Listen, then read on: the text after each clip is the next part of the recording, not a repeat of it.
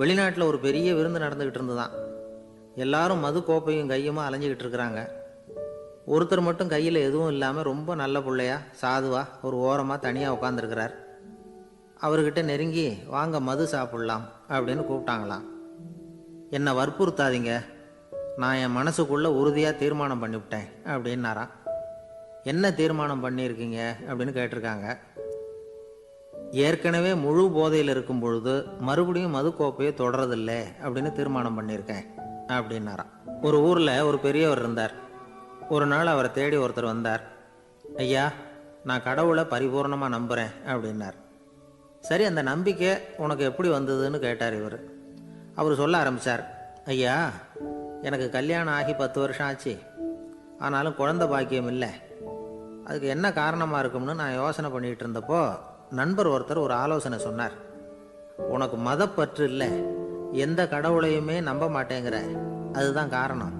கடவுளை நம்பு, உனக்கு குழந்தை பாக்கியம் கிடைக்கும் அப்படின்னார். அவர் அப்படி சொன்னாரே தவிர எனக்கு சந்தேகம்தான். இருந்தாலும் அவர் சொன்னபடியும் நடந்து தான் பார்ப்போமே அப்படின்னு முடிவு பண்ணேன். கடவுளை நம்ப ஆரம்பித்தேன். அந்த வருஷமே அழகான ஆண் குழந்தை பிறந்தது. எல்லாம் இறைவன் அருள் அப்படின்னார். இவர் இப்படி சொன்னதை கேட்டதும் அந்த பெரியவர் சொன்னார், நீ சொல்கிறதெல்லாம் சரிதான். இருந்தாலும் இந்த காலத்தில் எந்த ஒரு காரியமாக இருந்தாலும் அதை சோதனை செஞ்சு பார்த்துட்டு தான் ஒரு முடிவுக்கு வந்து சேர முடியும். அறிவுபூர்வமான முடிவு அதுவாக தான் இருக்கும். அறிவியல் சோதனைகள் அப்படித்தான். ஒரு குறிப்பிட்ட விஷயத்தை பற்றி எத்தனை தடவை சோதனை பண்ணாலும் ஒரே முடிவு தான் கிடைக்கணும். அதுதான் சரியாக இருக்கும். அதனால் இப்போ மறுபடியும் ஒரு சோதனைன்னார். என்ன செய்யணும் அப்படின்னு கேட்டார் இவர். கடவுள்கிட்ட ஒரு பெண் குழந்தை வேணும்னு கேளு. முதல்ல ஆண் குழந்தையை கொடுத்தது மாதிரியே இப்போ ஒரு பெண் குழந்தையையும் கொடுக்குறாரா பார்க்கலாம் அப்படின்னார். சரின்னு சொல்லி இவர் அதே மாதிரி முயற்சி பண்ணினார். அதுக்கப்புறம் அவர் இந்த பெரியவர்கிட்ட வரவே இல்லை. கொஞ்ச காலம் கழித்து இவரே அவரை தேடிக்கிட்டு போய் கதவை தட்டினார். அவர் கதவை திறந்தார். என்ன ஆச்சு, கடவுள் கண் திறந்தாரா அப்படின்னு கேட்டார். அவர், அந்த சமாச்சாரம்லாம் நமக்கு வேணாம் சார். முதல் தடவை அது ஏதோ தற்செயலாக ஏற்பட்ட ஒரு சாதகம். இப்போ நீங்கள் 2வது தடவை சொன்ன பிறகு தினமும் கடவுளை வேண்டிக்கிட்டு தான் இருக்கிறேன், ஒன்றும் நடக்கலை அப்படின்னார் ரொம்ப விரக்தியாக. ஒரே ஒரு தோல்வியில் உங்கள் நம்பிக்கையெல்லாம் பறந்து போயிட்டுது பார்த்தீங்களா அப்படின்னார் அந்த பெரியவர். எல்லாம் நல்ல விதமாக நடக்கிற வரைக்கும் நம்பிக்கை, எதிர்பார்த்தது தோல்வியில் முடிஞ்சுட்டுதுன்னா அவநம்பிக்கை. மற்றவர்கள் பேரில் வைக்கிற நம்பிக்கை எந்த நேரத்திலையும் விவகாரமாகி விடக்கூடிய சாத்தியம் உண்டு. நாம் நம்பிக்கை வைக்க வேண்டியது நம்மக்கிட்ட தான். நமக்குள்ளே இருக்கிறார் கடவுள். எனவே நம்ம பேரில் நாம் வைக்கிற நம்பிக்கை தான் உண்மையான கடவுள் பக்தி. நிபந்தனையற்ற நம்பிக்கையாக அது இருக்கணும். எல்லாம் நல்லபடியாக நடந்துக்கிட்டு இருந்தால் எந்த முட்டாளுக்கும் நம்பிக்கை வரத்தான் செய்யும் அப்படிங்கிறது ஒரு பெரியவர் கருத்து. தியானத்தின் மூலமாக தான் உனக்குள்ளே ஆழமாக தோண்டுனா உன்னுடைய அடி ஆழத்தில் நம்பிக்கை வந்து அப்படி ஊற்றெடுக்கும், அதை பார்க்க முடியும் அப்படிங்கிறது பெரியவர்கள் சிந்தனை. ஒரு குழந்தை அப்பாவை பார்த்து என்னப்பா பண்ணுறேன்னு கேட்டுதான். பிரார்த்தனை பண்ணிகிட்டு இருக்கிறேன்னாராம் அப்பா. பிரார்த்தனை பண்ணுனா என்ன கிடைக்கும் அப்படின்னு கேட்டுதான் குழந்தை. எல்லாம் கிடைக்கும் அப்படின்னாராம் அப்பா. நீ வச்சிருக்கிறிய பேனா அது கூட கிடைக்குமான்னு கேட்டுதான் குழந்தை. கிடைக்குமேன்னு இருக்கார். அப்படின்னா அந்த பேனாவை என்கிட்ட கொடுத்துரு, நீ பிரார்த்தனை பண்ணி வேற பேனா வாங்கிக்கோ அப்படின்னு தான் அந்த குழந்தை. ஒரு ஊரில் ஒரு குரு இருந்தார், ஜென் குரு. அவரை தேடிட்டு ஒரு மன்னர் வந்தார். வந்தவர் ஜப்பான் மன்னர். தோட்டக்கலையை பற்றி தெரிஞ்சுட்டு போகிறதுக்காக அவர் வந்தார். எப்படி தோட்டம் அமைக்கிறது அப்படிங்கிறத பற்றி அந்த குரு விவரமாக சொல்லி கொடுத்தாரு. 1 நாள் 2 நாள் இல்லை, 3 வருஷம் கற்றுக் கொடுத்தார். அதுக்கப்புறம் சொன்னார், நான் கற்றுக் கொடுத்துட்டேன், இனிமேல் நீங்கள் போகலாம், போய் தோட்டம் அமைக்கலாம். அதுதான் உங்களுக்கு பரிசை. தோட்டம் அமைச்ச பிறகு சொல்லி அனுப்புங்க, நான் வந்து பார்க்குறேன். நீங்கள் இங்கே என்னவெல்லாம் கற்றுக்கிட்டீங்களோ அதையெல்லாம் அங்கே செயல்முறையில் செஞ்சு காட்டுங்க அப்படின்னு சொல்லி அனுப்பி வச்சார். மன்னர் போனார். அரண்மனைக்கு பக்கத்திலே ஒரு பெரிய தோட்டத்தை உண்டு பண்ணினார். அழகான மரங்களையும் செடிகளையும் உருவாக்கினார். கிட்டத்தட்ட 1000 தோட்டக்காரர்களை பயன்படுத்தி 3 வருஷங்கள் முயற்சி பண்ணி அந்த அழகான தோட்டத்தை உருவாக்கினார். குருக்கிட்ட இருந்து செய்தி வந்தது, நாளைக்கு வந்து தோட்டத்தை பார்க்குறேன் அப்படின்னு. மன்னர் உடனே சுறுசுறுப்பாயிட்டார். முதல் நாளே தோட்டத்தை சுத்தப்படுத்தினார். ராத்திரி பூரா யாரும் தூங்கலை. எல்லாருக்கும் தோட்டத்தை ஒழுங்குபடுத்துகிற வேலை. அது அந்தந்த இடத்துல ஒழுங்காக இருக்குதா அப்படின்னு சரி பார்த்தாங்க. ஒரு தவறும் இல்லாத வகையில் அதை ஒழுங்குபடுத்தினாங்க. மறுநாள் குரு வந்தார், தோட்டத்தை பார்த்தார். அவருக்கு கோபம் வந்துட்டுது. மன்னருக்கு ஆச்சரியம், எப்பவும் சிரிச்சுக்கிட்டே இருக்கிறவர் இப்போ இப்படி இருக்கிறாரே அப்படின்னு. மெதுவாக குருக்கிட்ட போய் எல்லாம் சரியாக தானே இருக்குது அப்படின்னார். எல்லாம் சரிதான், ஆனாலும் எங்கே அந்த பொன்னிற காற்று அப்படின்னார். உதிர்ந்த இலைகள், பொன் மஞ்சள் நிற இலைகள் காற்றில் அப்படி புரண்டு ஓடுவதை நான் பார்க்க முடியவில்லையே அப்படின்னாராம். அது இல்லாமல் இந்த தோட்டம் உயிரோட்டம் உள்ளதாக இருக்காது, இதில் பாடல் இல்லை, ஆடல் இல்லை, அதெல்லாம் இல்லாமல் இந்த தோட்டம் ரொம்பவும் செயற்கையாக தெரியுதேன்னாராம். மன்னர் இப்போ தான் யோசனை பண்ணார். கீழே கிடந்த காஞ்சி போன இலைகள் மட்டும் இல்லை, மரத்தில் இருந்த காஞ்சி போன இலைகளையும் அப்புறப்படுத்தி சுத்தமாக வச்சிருக்கிறார். இறப்பும் வாழ்க்கையினுடைய ஒரு பகுதி தான். மரணம்ங்கிறது வாழ்க்கைக்கு எதிரானது அல்ல, அதை நிரப்பும் ஒரு பகுதி தான் அது. மரணம் இல்லையில் வாழ்க்கையே இல்லை அப்படிங்கிறது பெரியவங்க கருத்து. இப்போ அந்த தோட்டம் அழகாக தான் இருக்குது, இருந்தாலும் அது ஒரு ஓவியம் மாதிரி உயிர் இல்லாமல் இருக்கு. குரு ஒரு வாளியை கையில் எடுத்துக்கிட்டார், தோட்டத்தை விட்டு வெளியில் போனார். ஏற்கனவே வீசி எறிந்த அந்த சருகுகளை எல்லாம் அள்ளி கொண்டுகிட்டு வந்தார். உள்ள எல்லா இடங்கள்லையும் அதை வீசினார். உடனே காற்று அந்த காய்ந்த சருகுகளையும் பழுத்த இலைகளையும் அசைக்க ஆரம்பிச்சுட்டுது. இப்போ அங்கே சலசல சத்தம், சங்கீதம், இலைகளின் நடனம், ஓவியம் மாதிரி இருந்த அந்த தோட்டத்துக்கு இப்போ உயிர் வந்துட்டுது. இதுதான் அந்த பொன்னான காற்று அப்படின்னாராம் குரு. மன்னருக்கு புரிஞ்சுது. மிகப்பெரிய ஜென் கேள்வி ஒன்று உண்டு. உம்மான் அப்படிங்கிற ஒரு பெரிய குருவை பார்த்து துறவி ஒருத்தர் கேட்டாராம், இலைகள் எல்லாம் கீழே விழுந்து மரங்கள் மொட்டையாக இருக்கும் பொழுது என்ன நடக்கும்? இதுதான் கேள்வி. இதுக்கு உம்மான் சொன்ன பதில் பொன்னான காற்று, தி கோல்டன் விண்ட் அப்படின்னாராம். இதுக்கு என்ன விளக்கம்னா, உன்னுடைய எண்ணங்கள் எல்லாம் உன்னுடைய மனசிலிருந்து கீழே விழுந்து உனது உள்ளுணர்வானது மொட்டையாக நிற்கும் நிலைதான் அது. உனது வேர்களின் அருகில் காற்று வீசுகிறது. எல்லா எண்ணங்களும் உன்னிலிருந்து வெகு தூரத்துக்கு புரண்டு கொண்டே சென்று விடுகிறது. நீ அவற்றை கடந்து விட்டால் நீ அவைகளுக்கெல்லாம் மேலெழுந்து கீழே பார்ப்பவனைப் போல நிற்க ஆரம்பித்து விடுவாய். அதுதான் தியானம் என்பது அப்படின்னு சொல்கிறாங்க. தியானம்ங்கிறது எண்ணத்துக்கு எதிரானதில்லை, தியானம்ங்கிறது எண்ணங்களை கடந்து செல்வது தான். அதுக்கப்புறம் நாம் பொன்னிற காற்றில் ஆட ஆரம்பிச்சிருவோம். இதுதான் பெரியவர்கள் சொல்கிறது. என்கிட்ட ஒருத்தர் தோட்டம் அமைக்கணும்னு யோசனை கேட்டு வந்தார். எல்லாம் சொல்லி கொடுத்தேன். செடிகள்லாம் செழிப்பாக வளரணும்னா வேர் காயாமல் பார்த்துக்குங்க, தினமும் தண்ணி விடுங்க அப்படின்னு சொல்லி அனுப்பி வச்சேன். ஒரு மாதம் கழித்து ஒரு தோட்டத்தை பார்க்கறதுக்காக போனேன். போய் பார்த்தா எல்லா செடியும் வாடி கிடக்குது. என்னங்க இப்படி பண்ணிவிட்டீங்கன்னு. நீங்கள் சொன்னபடி தான் செஞ்சேன்னார். என்ன செஞ்சீங்கன்னு கேட்டேன். வேர் காயாமல் பார்த்துக்க சொன்னீங்க, தினமும் ஒரு தடவை எல்லா செடியையும் ஒவ்வொன்றா பிடுங்கி பார்த்து வேர் காயாமல் இருக்கா அப்படின்னு பார்த்துட்டு அதுக்கப்புறம் தண்ணி பாய்ச்சினே, அவ்வளவுதான் அப்படின்னார். ஒரு காட்டில் ஒரு முனிவர் இருந்தார். ஒரு நாள் அவரை தேடிக்கிட்டு 4 பேர் வந்தாங்க. சுவாமி, எங்களுக்கு ரொம்ப நாளாக ஒரு சந்தேகம்னாங்க. என்னன்னு கேட்டார். இந்த உலகத்தில் எவ்வளவோ காரியங்கள் நடக்குது, எது நியாயம் எது அநியாயம் அப்படின்னு புரிஞ்சிக்க முடியலன்னாங்க. அது யாராலையும் புரிஞ்சிக்க முடியாதுன்னார் முனிவர். வந்தவங்களுக்கு ஆச்சரியமாக போச்சு, ஒரு மாதிரியாக பார்த்தாங்க. இதை முனிவர் கவனிச்சார். சரி புறப்படுங்க என்னோடன்னார். எங்கன்னு கேட்டாங்க. இப்போ உங்கள் 4 பேரையும் ஒரு புஷ்பக விமானத்தில் அழைச்சிட்டு போகிறேன்.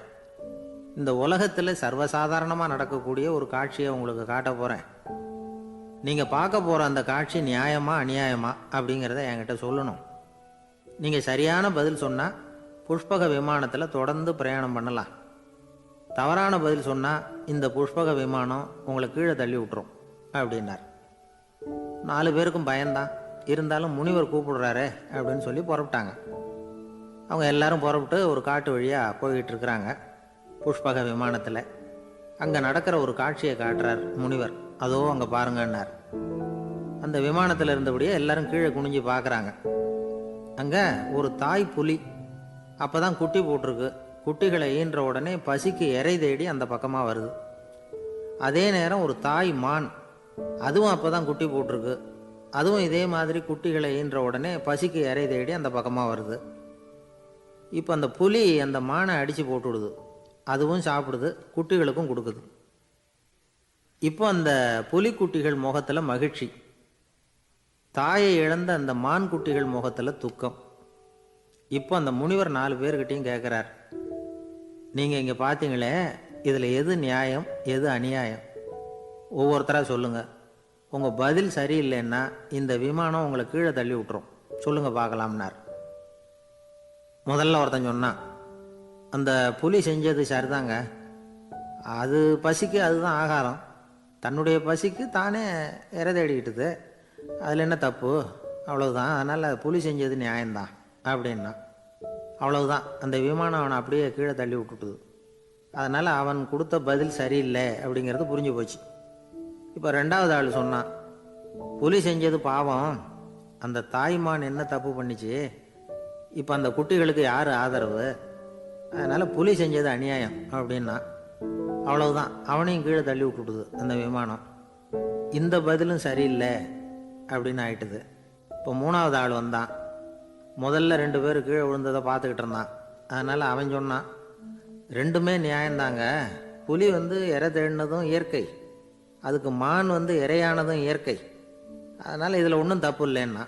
அவ்வளவுதான். அவனையும் அந்த விமானம் கீழே பிடிச்சி தள்ளி விட்டுது. இப்போ நாலாவது ஆள் வந்தான். முனிவர் கேட்டார், நீயாவது சொல்லுப்பா, இந்த செயலில் எது நியாயம்னார். அவன் தெளிவாக பதில் சொன்னான். அதாவது என்ன சொன்னான்னா, எனக்கு தெரியல அப்படின்னா.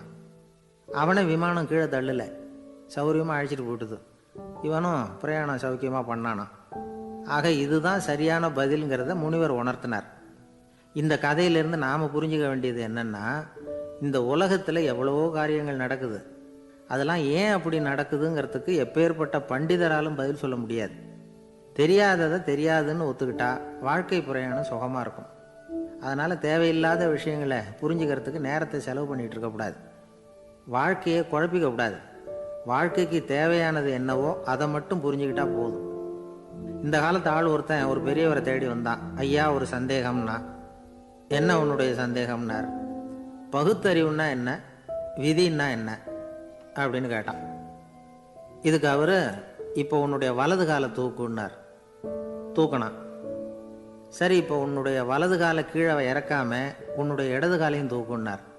தூக்கினான். பொத்துன்னு கீழே விழுந்துட்டான். பெரியவர் சொன்னார், உன்னால் ஒரு காலை தூக்க முடிஞ்சுது, அதுதான் பகுத்தறிவு. 2 கால்களையும் ஒரே சமயத்தில் தூக்குனா அடிபடும், அப்படிங்கிறது தான் விதி அப்படின்னு விளக்கம் கொடுத்தார். இவன் தன்னுடைய விதியை நொந்துக்கிட்டே இடுப்பை பிடிச்சிக்கிட்டு அங்கேருந்து நடந்து போயிட்டானான். ஒரு ஆள் வேகமாக நடந்து போய்கிட்டு இருந்தான். அவன் வேகமாக நடக்கிறதுக்கு காரணம் வெயில் காலம், காலில் செருப்பு இல்லை, மணல் பாதை, அதுதான் வேகம். காலில் செருப்பும் இல்லாமல் கையில் குடையும் இல்லாமல் அந்த ஆள் வெயிலில் நடந்து போய்கிட்டு இருக்கிறான். அந்த சமயத்தில் இன்னொருத்தன் குதிரை மேலே ஏறி அந்த வழியாக வந்துக்கிட்டு இருக்கிறான். அவன் காலில் செருப்பும் இருந்தது, கையில் குடையும் இருந்தது. நடந்து போய்கிட்டு இருந்தவன் அந்த குதிரை ஆசாமியை பார்த்து கேட்டான், ஐயா, நீங்களும் குதிரை மேலே உட்காந்துக்கிட்டு போய்கிட்டு இருக்கிறீங்க, அப்படி இருக்கிறப்போ உங்களுக்கு அந்த செருப்பு என்னத்துக்கு, அதை எனக்கு கொடுத்து உதவலாமே அப்படின்னா. குதிரை மேலே உட்காந்துருந்தவன் யோசனை பண்ணி பார்த்தான். இவன் சொல்கிறதும் நியாயம்தானே அப்படின்னு சொல்லி தன்னுடைய செருப்பை கழட்டி அந்த வழிப்போக்கனுக்கு கொடுத்துட்டான். ரொம்ப நல்லதுங்க அப்படின்னு சொல்லி இவன் அதை வாங்கி காலில் மாட்டிக்கிட்டான். அதுக்கப்புறம் மறுபடியும் இவன் ஆரம்பித்தான், ஐயா, நீங்கள் குதிரையில் போகிறதுனால போக வேண்டிய இடத்துக்கு வேகமாக போய் சேர்ந்துருவீங்க, அதனால் உங்கள் கையில் அந்த குடை என்னத்துக்கு, நான் நடந்து போயிட்டுருக்கிறவன் ரொம்ப நேரம் நடக்க வேண்டியிருக்கும் இந்த வெயிலில், அதனால் அந்த குடையையும் எனக்கு கொடுங்களேன் அப்படின்னா. குதிரை வீரன் யோசனை பண்ணி பார்த்தான். இதுவும் நியாயம்தானே அப்படின்னு அவனுக்கு தோணுச்சு. உடனே இறக்கப்பட்டு தன் காலில் இருந்த செருப்பை கொடுத்தது மாதிரியே தன் கையில் இருந்த குடையையும் இவங்கிட்ட கொடுத்துட்டான். அதுக்கப்புறம் அவன் நிம்மதியாக புறப்பட்டான். இப்போ மறுபடியும் கை தட்டி அவனை நிறுத்தினான். கீழே நின்றுக்கிட்டு இருந்தவன், என்னப்பா, ஏன் என்ன நிறுத்தினேன், இன்னும் ஏதாவது வேணுமா உனக்கு அப்படின்னா குதிரையில் இருந்தவன். இவன் மெதுவாக வாயை திறந்து, அந்த குதிரையையும் என்கிட்ட கொடுத்துருங்களேன்னா. அந்த குதிரை வீரன் இப்போ ஒரு கணம் யோசனை பண்ணி பார்த்தான். உடனே என்ன பண்ணான் தெரியுமா, தன்கிட்ட இருந்த குதிரை சவுக்கை எடுத்தான். குதிரை சவுக்கால் அந்த ஆளை வாங்குவாங்கன்னு வீசி தள்ளிவிட்டான். இவ்வளவு சவுக்கடியும் வாங்கிக்கிட்டு இந்த ஆள் என்ன பண்ணான் தெரியுமா, சிரிக்கிறான். அடி வாங்கிட்டு யாராவது சிரிப்பாங்களா? குதிரை வீரனுக்கு ஒன்றும் புரியல. என்னப்பா அது, ஏன் இப்படி அடி வாங்கிட்டு இப்படி சிரிக்கிறியே அப்படின்னு கேட்டான். இப்போ அந்த வழிப்போக்கன் சொல்கிறான், ஐயா, நான் இப்படி சிரிக்கிறதுக்கு காரணம் இருக்கு. இப்படி குதிரை கேட்டு உங்ககிட்ட அடி வாங்கலைன்னு வச்சுக்கோங்க, என் உயிர் உள்ள வரைக்கும் மனசில் ஒரு தவிப்பு இருந்துக்கிட்டே இருக்கும். செருப்பையும் கொடையையும் கேட்ட உடனே கொடுத்தவன் குதிரையையும் கேட்டிருந்தா கொடுத்துருப்பானோ அப்படிங்கிற பேராசையில் ஏங்கிக்கிட்டே இருந்திருப்பேன். இப்போ உங்ககிட்ட அடி வாங்கின பிறகு என்னுடைய அந்த சந்தேகம் தீர்ந்து போச்சு.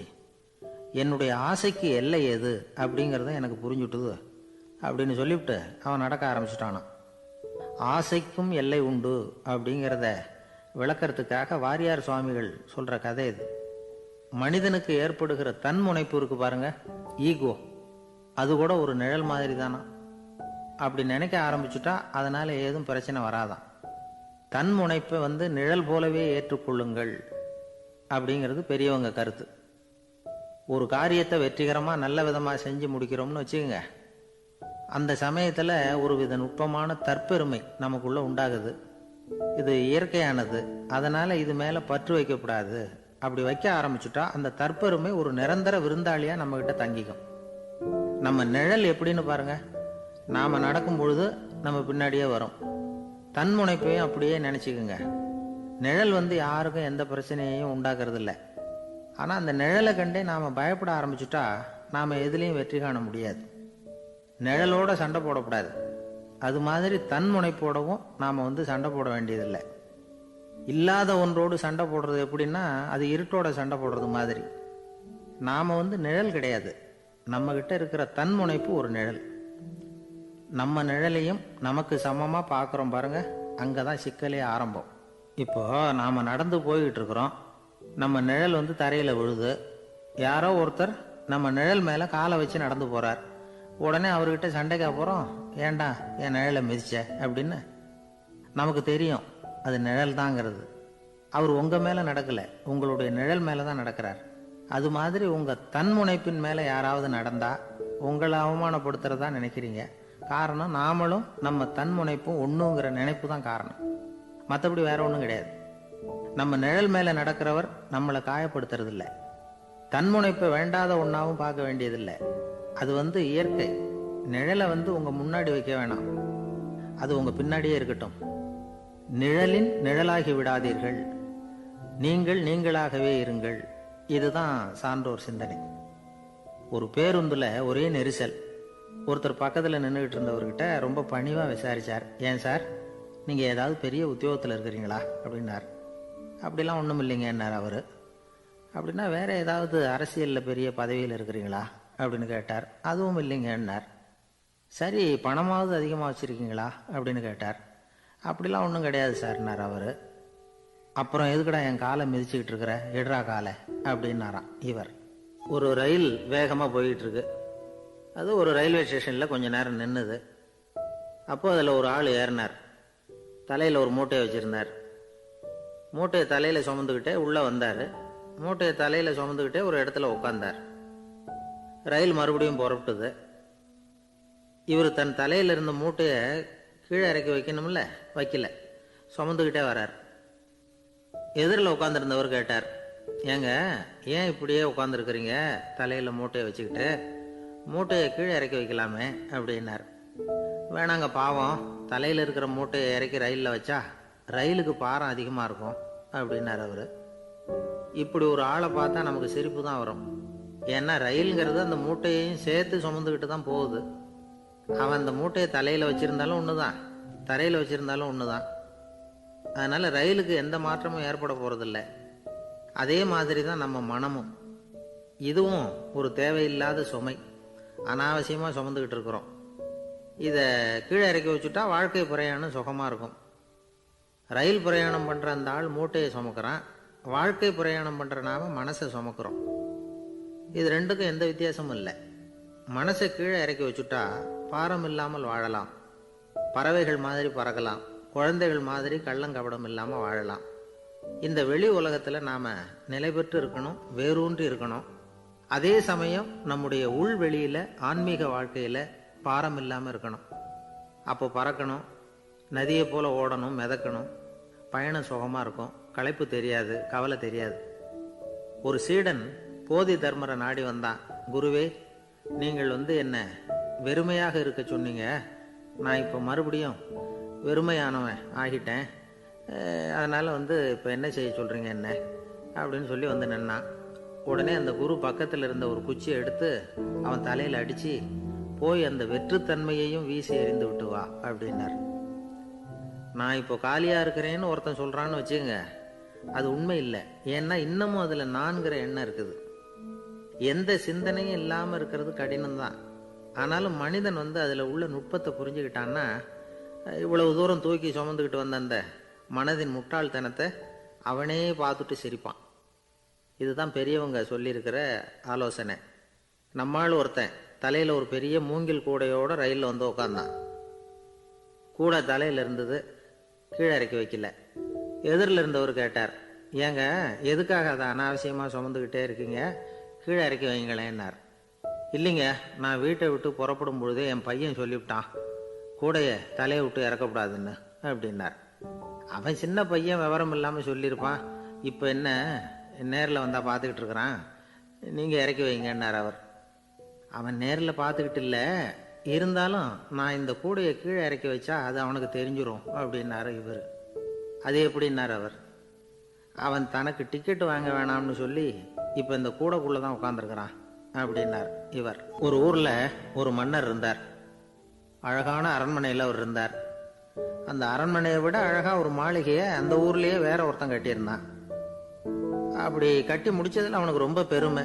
எத்தனையோ செல்வந்தர்கள்லாம் பார்த்துட்டு, இந்த மாளிகையை விலைக்கு கொடுத்துட்றியா, எவ்வளவு விலை சொன்னாலும் சரி நாங்கள் வாங்கிக்கிறதுக்கு தயாராக இருக்கோம் அப்படின்னு சொல்லி கேட்டு பார்த்துட்டாங்க.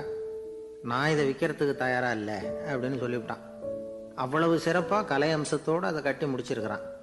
அதுவே ஒரு பெரிய அரண்மனை மாதிரி இருந்ததுன்னா பார்த்துங்களேன். சுற்றிலும் அழகான பூந்தோட்டம். ஒரு நாள் அவன் எங்கேயோ வெளியூர் போயிட்டு திரும்பி வந்துகிட்டு இருக்கிறான். அப்போது அந்த மாளிகை தீப்பெட்டி எரிஞ்சிக்கிட்டு இருக்கு. பதறி போட்டான். விலைக்கு கேட்டவங்க யாராவது இதை செஞ்சுருக்கணும், இல்லைன்னா மன்னரே செய்த சதியோ என்னவோ, இப்படிலாம் அவனுக்கு சந்தேகம். ஒரு மூலையில் உட்காந்து அழ ஆரம்பிச்சிட்டான். அந்த சமயத்தில் அவனுடைய மகன் அங்கே ஓடி வந்தான். அப்பா அழாதீங்க, இதை நான் நேற்று ராத்திரியே நம்ம ஊர் மன்னருக்கு விற்றுட்டேன். இதை கட்டி முடிக்க நமக்கு எவ்வளவு செலவாச்சோ அதை போல் 3 மடங்கு விலைக்கு விற்றுட்டேன், கவலைப்படாதீங்க. இதை விட அழகான மாளிகையை நாம் புதுசாக கட்டிக்கலாம்னா. இதை கேட்டதும் அழுதுகிட்டு இருந்தவன் அழுகையை நிறுத்தினான், சிரிக்க ஆரம்பிச்சிட்டான். இதே இடத்த நான் மன்னர்கிட்ட இருந்து விலைக்கு வாங்குவேன், இதை விட அழகான மாளிகையை கட்டுவேன் அப்படின்னு சுற்றி நின்று எல்லார்கிட்டையும் சொல்லிக்கிட்டு இருந்தான். இந்த சமயத்தில் அவனோட இளைய மகன் ஓடி வந்தான். அப்பா, அண்ணன் சொன்னதெல்லாம் சரிதான், மன்னர்கிட்ட விலை பேசினதெல்லாம் உண்மைதான். ஆனால் வித்தது பேச்சு அளவில் தான். இனிமே தான் பத்திரம் வாங்கணும், எழுதணும், நீங்கள் கையெழுத்து போடணும், பதிவு பண்ணணும், மன்னர்கிட்ட பணம் வாங்கணும். அதுக்காகத்தான் உங்களை எதிர்பார்த்துக்கிட்டு இருந்தோம். அதுக்குள்ளே இப்படி ஆயிட்டுதுன்னா. இப்போ சிரிச்சுக்கிட்டு இருந்தாவன் சிரிப்பை நிறுத்தினான். மறுபடியும் குழந்தை மாதிரி அழ ஆரம்பிச்சிட்டான். இது ஒரு சம்பவம். இதிலிருந்து என்ன தெரியுது? அந்த அழகான மாளிகை தன்னுடையது அப்படின்னு நினைக்கும் பொழுது அவனுக்கு அழுகை வந்தது. அது தன்னுடையது இல்லை அப்படின்னு நினைக்கிற போது சிரிப்பு வந்தது. மறுபடியும் அது தன்னுடையது தான் அப்படிங்கிற உணர்வு வரும்பொழுது அழுகை. எது எதிலிருந்து நீ நீங்கி இருக்கிறாயோ அது அதிலிருந்து உனக்கு துன்பம் இல்லை அப்படிங்கிறார் திருவள்ளுவர். இந்த உடம்பு என்னுடையதில்லை அப்படிங்கிற உணர்வு வந்துட்டா அது ஒரு பெரிய நிலை. அந்த நிலை வரணும்.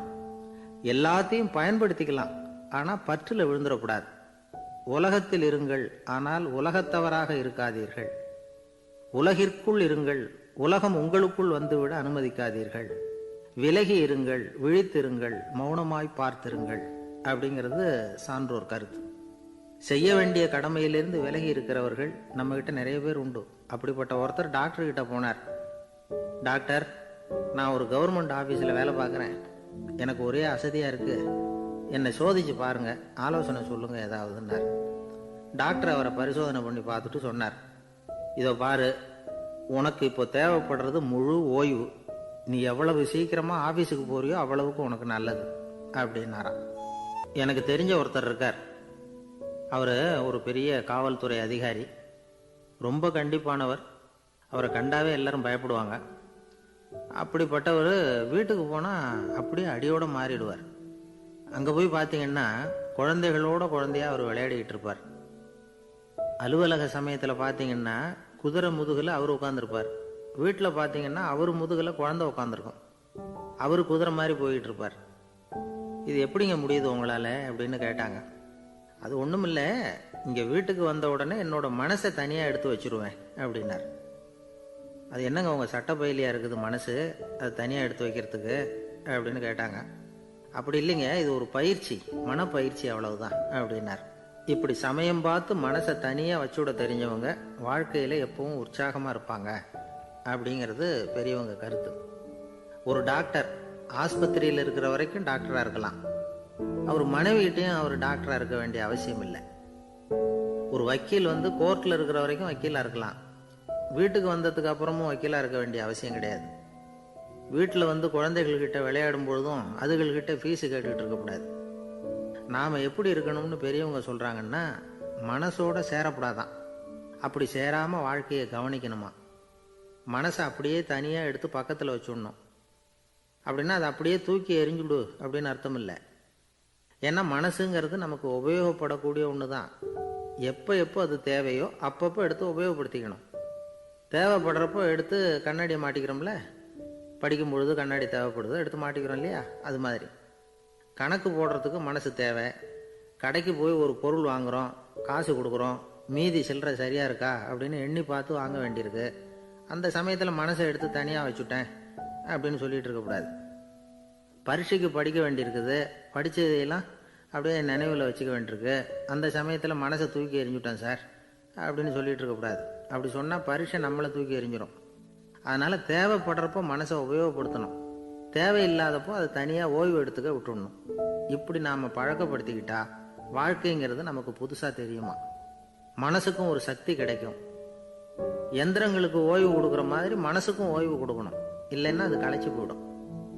குழந்தைகள் மனசை சுமந்துக்கிட்டு இருக்கிறது இல்லை.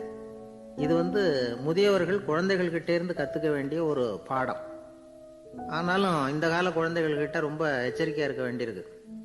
ஒரு தாத்தாவும் பேரனும் விளையாடிக்கிட்டு இருக்கிறாங்க. தாத்தா, எனக்கு சைக்கிள் ஓட்ட கற்றுக் கொடு அப்படிங்கிறான் பேரன். சைக்கிள் உயரம் கூட இல்லை, அதுக்குள்ளே சைக்கிள் ஓட்டணுமா அப்படின்னார் தாத்தா. ஏன் தாத்தா, ரயில் ஓட்டுறாரே, அவர் என்ன ரயில் நீளமாக இருக்கார் அப்படின்னு கேட்டான். ஒரு வயசான பாட்டியின் தாத்தாவும் ஒரு பூங்காவில் உட்காந்து பேசிக்கிட்டு இருக்கிறாங்க. அவங்களுக்கு கல்யாணம் ஆகி 53 வருஷம் ஆச்சு. பிள்ளைங்கள்லாம் படித்து பெரிய பெரிய வேலையில் இருக்கிறாங்க. பேரன் பேத்திகளும் நல்ல நிலைமையில் இருக்கிறாங்க. இந்த தாத்தாவும் பாட்டியும் சிரித்து பேசிக்கிட்டு இருந்ததை ஒரு பெரியவர் பார்த்தார். அவருக்கு ஆச்சரியமாக இருந்தது. இந்த வயசுலேயும் இவ்வளவு அந்யோன்யமாக இவங்க பேசிக்கிட்டு இருக்கிறாங்களே அப்படின்னு நினச்சார். சரி, நேரிலேயே கேட்டுருவோமே அப்படின்னு நினச்சிக்கிட்டு கிட்ட போனார். உங்கள் மன வாழ்க்கையின் வெற்றிக்கான ரகசியம் என்ன அப்படின்னு கேட்டார். இதை கேட்டதும் அந்த தாத்தா சிரிச்சுக்கிட்டே பாட்டியை பார்த்தாராம். அதுக்கப்புறம் சொன்னாராம், நான் இந்த அம்மாவை கல்யாணம் பண்ணிக்கிட்டதுக்கும் எங்களுடைய இல்வாழ்க்கை இவ்வளவு நாளாக பலம் குறையாமல் மகிழ்ச்சியாக இருக்கிறதுக்கும் காரணம் ஒன்று தான். அது என்ன காரணம்னா, எங்களுக்கு இடையில பொதுவாக நிறைய குறைகள் உண்டு, அதுதான் காரணம் அப்படின்னாராம். அவர் சொல்கிறது சரிதான் அப்படிங்கிறது மாதிரியே அந்த பாட்டியும் அவரை நிமிர்ந்து பார்த்தாங்களாம். இந்த பெரியவர் மறுபடியும் அந்த பாட்டியை பார்த்து அதே கேள்வியை கேட்டிருக்கார். உங்களுடைய நீண்டகால மன வாழ்க்கைக்கு கிடைச்ச வெற்றி எதனாலேன்னு சொல்ல முடியுமா அப்படின்னு கேட்டாராம். அவங்களும் சிரிச்சுக்கிட்டே பதில் சொன்னாங்களாம். என்ன பதில் தெரியுமா? சில பேரை நாம் குறிப்பிட்ட பண்புகளுக்காக நேசிக்கிறோம், வேற சிலரை நாம் அந்த பண்புகள் இல்லாத குறைகளுக்காகவே விரும்பி பழகிறோம் இல்லையா அப்படின்னு கேட்டுவிட்டு தலையை குனிஞ்சுக்கிட்டாங்களாம் அந்த பாட்டியம்மா. அவங்க அப்படி சொன்னதை கேட்டதும் இவருக்கு புதுசாக ஞானம் பிறந்தது மாதிரி இருந்துதான். இதுதான் மனம் நிறைந்த மன வாழ்க்கை அப்படிங்கிறார் சுவாமி சின்மயானந்தர். பண்புகளை எப்படி நேசிக்க முடியுதோ அதே மாதிரி பண்புகள் இல்லாத குறைகளையும் நேசிக்க முடியும். மனசு தான் காரணம். ஒரு மேல்நாட்டு தம்பதி, அவங்களும் தாத்தா பாட்டி தான். அவங்க 2 பேரும் ஒரு பூங்காவில் உட்காந்து சிரித்து பேசிக்கிட்டு இருக்கிறாங்க. அதை ஒருத்தர் பார்த்தார். அவருக்கு ஆச்சரியம், இவ்வளவு காலம் ஆகி இந்த வயசுலேயும் இப்படி அன்பாக பேசிக்கிட்டு இருக்கிறாங்களே அப்படிங்கிற ஆச்சரியம். கிட்ட நெருங்கி போனார். கேட்டார், ஏன் தாத்தா, உங்களுக்கு கல்யாணம் ஆகி எவ்வளோ வருஷம் ஆச்சுன்னார். 55 வருஷம் ஆச்சுன்னாராம் அவர். இன்னமும் இவ்வளவு சந்தோஷமாக இருக்கிறீங்களே, அதுக்கு என்ன காரணம்னு கேட்டிருக்கார். அதுக்கு என்ன காரணம்னா, இது வரைக்கும் எங்களுக்குள்ள சண்டையே வந்ததில்லை அப்படின்னாராம். அது எப்படி முடியும்னு கேட்டிருக்கார் இவர் ஆச்சரியமா. அந்த தாத்தா சொல்ல ஆரம்பிச்சாராம், இதை பாருப்பா, எங்களுக்கு கல்யாணம் ஆன புதுசில் நானும் என்னுடைய மனைவியும் ஒரு குதிரை மேலே ஏறி ஒரு காட்டு வழியாக போய்கிட்டு இருந்தோம். கொஞ்சம் தூரம் போனதும் அந்த குதிரை எடக்கு பண்ணிச்சு. நான் உடனே கீழே இறங்கி அந்த குதிரையை பார்த்து, இது உனக்கு முதல் தடவை அப்படின்னு மிரட்டலாக சொல்லிவிட்டு ஏறி உட்காந்தேன். மறுபடியும் போனோம். கொஞ்சம் தூரம் குதிரை நல்லபடியாக நடந்து போச்சு. மறுபடியும் இடக்கு பண்ண ஆரம்பிச்சுட்டுது. நான் கீழே இறங்கினேன். கையில் இருந்த சாட்டையால் ஓங்கி ஒரு அடி கொடுத்தேன். இது உனக்கு 2வது தடவை அப்படின்னு சொல்லிவிட்டு ஏறி உக்காந்தேன். மறுபடியும் குதிரை கொஞ்சம் தூரம் நல்ல விதமாக நடந்து போச்சு. அப்புறமும் இடக்கு பண்ண ஆரம்பிச்சுட்டுது. அந்த சமயத்தில் ஒரு ஆற்று பாலத்தை கடந்து போய்கிட்டு இருக்கிறோம். நான் கீழே இறங்கினேன். என்னுடைய மனைவியையும் கீழே இறங்க சொன்னேன். அந்த குதிரையை பிடிச்சி அப்படியே ஆற்றுல தள்ளி விட்டுட்டேன். தள்ளி விட்டுட்டு இது உனக்கு கடைசி தடவை அப்படின்னு சொன்னேன். அதை பார்த்ததும் என் மனைவி பதறி போயிட்டாங்க. போய் ஐயோ பாவம், என்ன இப்படி பண்ணிவிட்டீங்க, உங்களுக்கு மனசில் கொஞ்சம் கூட இறக்கமே இல்லையா அப்படின்னாங்க. நான் மெதுவாக இவங்க பக்கம் திரும்பி இது உனக்கு முதல் தடவை அப்படின்னேன். அவ்வளவுதான். அன்னையிலேருந்து இன்னைய வரைக்கும் ஒரு நாள் கூட எங்களுக்குள்ள சண்டையே வந்ததில்லை அப்படின்னு விளக்கம் கொடுத்தார் அந்த தாத்தா. ஒரு காலத்தில் பிரஷ்யா அப்படின்னு ஒரு தேசம் இருந்தது. இப்போ ஜெர்மனி இருக்குல்ல, இதோட பெரும்பகுதி ஒரு காலத்தில் பிரஷ்யாங்கிற பேரில் இருந்தது. அப்போ அதுக்கு அரசராக இருந்தவர் மகா ஃப்ரெடரிக், அதாவது ஃப்ரெடரிக் தி கிரேட் அப்படின்னு சொல்லுவாங்க. அந்த ராஜாவுக்கு ஒரு சந்தேகம். நாம் பல வகையான வரிகளை விதித்து வசூல் பண்ணுறோம், அப்படி பண்ணி வருமானம் குறைஞ்சிக்கிட்டே போகுதே, இதுக்கு என்ன காரணமாக இருக்கும்? இதுதான் அவருக்கு ஏற்பட்ட சந்தேகம். ஒரு சமயம் அந்த அரசர் தம்முடைய அமைச்சர்களையும் பிரபுக்களையும் தளபதிகளையும் கூப்பிட்டு ஒரு விருந்து வச்சார். விருந்து முடிஞ்சதும் அவங்கள பார்த்து இந்த சந்தேகத்தை கேட்டார். வரிகள் அதிகமாக விதித்து வருமானம் குறையறதுக்கு என்ன காரணம் அப்படின்னு கேட்டார். பல பேருக்கு இதுக்கு சரியாக பதில் சொல்ல தெரியல. அனுபவசாலியான ஒரு தளபதி எழுந்திருச்சார். அரசே, அது எப்படிங்கிறத இப்போ உங்களுக்கு காட்டுறேன்னார். உடனே ஒரு பெரிய பனிக்கட்டி ஒன்றை தன்னுடைய கையில் எடுத்தார். அதை அப்படியும் எப்படியும் திருப்பி பார்த்தார். அப்புறம் அடுத்தவர்கிட்ட கொடுத்தார். அவர் அதை அப்படியும் இப்படியும் திருப்பி பார்த்துட்டு அடுத்தபடியாக இருந்தவர்கிட்ட கொடுத்தார். இப்படியே இதை ஒவ்வொருத்தராக பார்த்துட்டு ஒவ்வொரு கையாக மாறி கடைசியில் மன்னர் கைக்கு போய் சேர்ந்தது. மன்னர் கைக்கு அந்த பனிக்கட்டி போய் சேர்ந்தப்போ அது கொஞ்சம் கொஞ்சமாக உருகி ஒரு பட்டாணி கடலை சைஸுக்கு ஆகிட்டுது. மன்னர் யோசனை பண்ணார், வரி அதிகமாக போட்டாலும் வந்து சேர்றது குறைவாக இருக்கிறதுக்கு என்ன காரணம் அப்படிங்கிறது அவருக்கு புரிஞ்சு போச்சு. காலம்தான் மாறிட்டு இருக்கே தவிர இந்த கையூட்டு வாங்குகிற பழக்கம் மாறினதாக தெரியல. இன்னொரு ராஜா இருந்தார். அவர் தன்னுடைய ராஜாங்கத்தில் லஞ்ச ஊழலே சுத்தமாக இருக்கக்கூடாது அப்படின்னு நினச்சார். அவர்கிட்ட பல்வேறு துறைகளுக்கும் பொறுப்பாக இருந்த பல பேரும் ரொம்ப சுத்தமாகவும் நேர்மையாகவும் இருந்தாங்க. ஒரே ஒருத்தர் மட்டும் எல்லார்கிட்டையும் லஞ்சம் வாங்கிட்டே இருந்தார். அவரை வேறு துறைகளுக்கு மாற்றி பார்த்தாரு. அந்த ராஜா என்னென்னமோ பண்ணி பார்க்குறாரு. எந்த வேலையை கொடுத்தாலும் அதுலேயும் லஞ்சம் வாங்கிறதுக்கு ஒரு வழியை உண்டு பண்ணிக்குவார் அந்த ஆள். ராஜாவுக்கு இது ஒரு பெரிய தலைவலியாக போட்டுது. இவர் என்ன பண்ணுறது, இவருக்கு என்ன வேலையை கொடுக்கறது, கொஞ்சம் கூட லஞ்சம் வாங்கிறதுக்கு சான்ஸே இல்லாத ஒரு வேலையை கொடுக்கணும் அப்படின்னு திட்டம் போட்டார். ஒரு நாள் அவருக்கு அந்த உத்தரவும் போட்டுட்டார். அதாவது அவருக்கு என்ன வேலைன்னா, கடற்கரையில் தான் அவருக்கு ஆஃபீஸ். அங்கேயே இருந்துக்க வேண்டியது. தினமும் எத்தனை கடல் அலை கரையில் வந்து மோதுது அப்படிங்கிறத கணக்கெடுத்து ராஜாவுக்கு தெரிவிக்க வேண்டியது. இதுதான் அவருக்கு வேலை. பேசாமல் அலையை எண்ணிட்டு உட்காந்துருக்கிட்டோம், அப்போவாவது அவர் லஞ்சம் வாங்குகிற சந்தர்ப்பம் இல்லாமல் போயிடும் அவருக்கு அப்படின்னு நினச்சார் ராஜா. இந்த ஆள் கடற்கரைக்கு போய் டியூட்டியில் ஜாயின் பண்ணிட்டார். ஒரே மாதத்தில் அங்கே சொந்தமாக ஒரு பிரம்மாண்டமான மாளிகை கட்டி விட்டார். ராஜாவுக்கு இது பெரிய ஆச்சரியமாக போச்சு. அலையை என்ற வேலையில் அந்த ஆள் எப்படி பணம் சம்பாதிச்சார் அப்படின்னு விசாரித்து பார்த்தார் அக்கம் பக்கத்தில். அந்த ஆள் என்ன பண்ணியிருக்கிறாருன்னா, கடற்கரையில் போய் பொறுப்பை ஏற்றுக்கிட்ட உடனே அங்கே இருந்த மீனவர்கள்கிட்ட எல்லாம் இந்த கரையில் வந்து ஒரு நாளில் வந்து மோதுகிற அலைகள் எத்தனை அப்படின்னு கேட்டிருக்காரு. அது எப்படிங்க தெரியும்னு இருக்காங்க அவங்க. தினமும் அந்த எண்ணிக்கை தெரியணும். நம்ம ராஜாவுக்கு தினமும் அறிக்கை அனுப்பணும், டெய்லி ரிப்போர்ட்டு. தவறுனா நீங்கள் இந்த கடலில் போய் மீன் பிடிக்கிறதுக்கு ராஜாவோட அனுமதி கிடைக்காது அப்படின்ட்டுருக்காரு. உடனே மீனவர்களும் பயந்து போட்டாங்க. கடலுக்கு போகிறதுக்கு அனுமதி இல்லைன்னா பட்டினி கிடக்கிறது மாதிரி ஆகிடுமே. மெதுவாக அந்த ஆளுகிட்ட போனாங்க. காதோட காதாக சொன்னாங்க, ஐயா, எங்களால் வந்து கடல் அலையை வந்து எண்ண முடியாது. தினமும் எங்களால் முடிஞ்சதை உங்களுக்கு பணமாக கொடுத்துட்றோம். நீங்கள் தான் ராஜா கிட்ட சிபாரிசு பண்ணி நாங்கள் தொடர்ந்து மீன் பிடிக்கிறதுக்கு அனுமதி வாங்கி கொடுக்கணும் அப்படின்னு வேண்டிக்கிட்டாங்க. பணம் தினமும் வந்து சேர ஆரம்பிச்சுட்டுது. பதவியில் மற்ற பதவியோட இந்த பதவி எவ்வளவோ மேல் அப்படின்னு நினச்சிட்டோம் அந்த ஆள். அது மட்டும் இல்லை, தயவு பண்ணி என்னை இந்த இடத்த விட்டு மாற்றி விடாதீங்க சார் அப்படின்னு வேற கேட்க ஆரம்பிச்சிட்டானா. எனக்கு இது மட்டும்தான் சார் தெரியும், இதை தவிர வேறு எதுவும் தெரியாது அப்படின்னு சொல்லிக்கிட்டே காலம் தள்ளுறவங்க ரொம்ப பேர். அவங்களெல்லாம் கஷ்டப்பட வேண்டியிருக்கும். ஒருத்தர் தன்னுடைய தொழிலில் ரொம்ப கெட்டிக்காரராக இருக்கலாம். அதுக்காக எப்பவும் அதே ஞாபகத்தில் இருந்துக்கிட்டு உலகியல் அறிவு இல்லாமல் இருந்துடக்கூடாது, அது ஆபத்து. இதுக்காக நம்ம தாத்தா பாட்டிலாம் ஒரு கதை சொல்லுவாங்களே, கேள்விப்பட்டிருக்கீங்களா? ஒரு சமயம் ஒரு 4 பேர் சேர்ந்து வெளியூருக்கு பிரயாணம் போனாங்களாம். அந்த 4 பேர் எப்படி தெரியுமா? ஒருத்தர் வேதாந்தி, இன்னொருத்தர் சங்கீத வித்வான், 3வது ஆள் வைத்தியர், 4வது ஆள் ஜோசியர். இவங்க 4 பேரும் நண்பர்கள். அதனால் சேர்ந்து புறப்பட்டாங்க. வழியில் ஒரு ஊரில் தங்கினாங்க. இருட்டி போச்சு. அதனால் இன்றைக்கி ராத்திரி இங்கேயே தங்கி இருந்துட்டு நாளைக்கு புறப்படலாம் அப்படின்னு தீர்மானம் பண்ணாங்க. சாப்பாட்டுக்கு என்ன பண்ணுறது? அங்கேயே கடத்தெருவுக்கு போய் சாமான்லாம் வாங்கியாந்து சமைச்சு சாப்பிட்லாம்னு முடிவு பண்ணாங்க. 4 பேர் இருக்கிறதுனால ஆளுக்கு ஒரு காரியமாக செய்யலாம் அப்படின்னு வேலையை பிரிச்சுக்கிட்டாங்க. வைத்தியர் கரிகாய் வாங்க போனார், வேதாந்தி எண்ணெய் வாங்க போனார், ஜோசியர் பலசரக்கு வாங்க போனார், சங்கீத வித்வானுக்கு சமைக்கிற வேலை. எல்லாம் சரி. ஆனால் நடந்தது என்ன தெரியுமா? கடைத்தெருவுக்கு காய்கறி வாங்க போனார்ல வைத்தியர், அங்கே போய் மார்க்கெட்டில் பார்த்தார். ஒவ்வொரு கரிகாயாக எடுத்து பார்த்தார். இது பித்தம், உடம்புக்கு ஒத்துக்காது, இது வாயு, உடம்பு ஒத்துக்காது அப்படின்னு ஒவ்வொன்றா தள்ளினார். கடைசியில் ஒன்றுமே தேரல. வெறுங்கையோடு திரும்பி வந்துக்கிட்டு இருக்கிறார். எண்ணெய் வாங்க போனார் வேதாந்தி, அவர் ஒரு தொன்னையில் எண்ணெயை வாங்கினார். பேசாமல் அதை எடுத்துகிட்டு வர வேண்டியது தானே, முடியல. அவருடைய வேதாந்த மூளை சிந்திக்க ஆரம்பிச்சுட்டுது. இந்த தொன்னைக்கு எண்ணெய் ஆதாரமா அல்லது எண்ணெய்க்கு தொன்னை ஆதாரமா அப்படிங்கிற ஆராய்ச்சியில் இறங்கினார். என்னாச்சு தெரியுமா?